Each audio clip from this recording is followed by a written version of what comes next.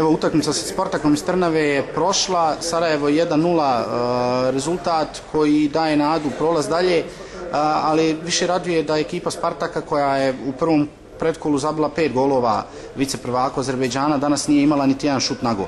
Evo, Sedine, tvoje mišljenje posle utakmice? Pa ja mislim da si pravo to što kažeš, mi smo se pridržavali sve što nam je šef rekao prije početka utakmice, nismo stupali svoje igre, bili smo strpljivi do kraja. U odbrani smo ispunili sve zadatke, možda smo mogli još zabiti koji gol, oni nisu napravili ništa. Ja mislim da smo zasluženo i da smo dobar rezultat stvarili za Slovačku. Posebno smo se pribojavali igrača sa brojem 9 koji čini mi se danas nije pristojno ne primio loptu pored tebe Maksumića.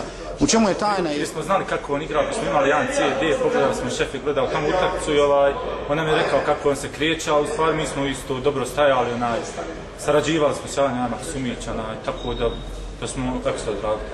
Evo, prva zvanična utakmica. Bilo je priče o formi Sarajeva, jedan nezgodan poraz na početku priprema od Odžaka, pa onda dvije malo bolje utakmice. Koliko Sarajevo može uopšte i uzvrat u Trnavi, a evo bliži se i početak Premijer lige? Pa ja mislim da mi možemo puno sigurno tamo s ovakvim pristupom, naravno i zalaganje svih igrača, da možemo puno tamo raditi. To što se tiče Odžaka, mislim, u jednu ruku je dobro ispalo, kasnije smo dobro igrali, dobar šamar, upozorenje jedno od Odžaka, a naravno dadim to prvenstvo, mi znaš šta je cilj naš, ićemo na te dvije krune ko što zahtijevaju. Nadam se da ćemo uspjeti u tome i mi ćemo izgarati.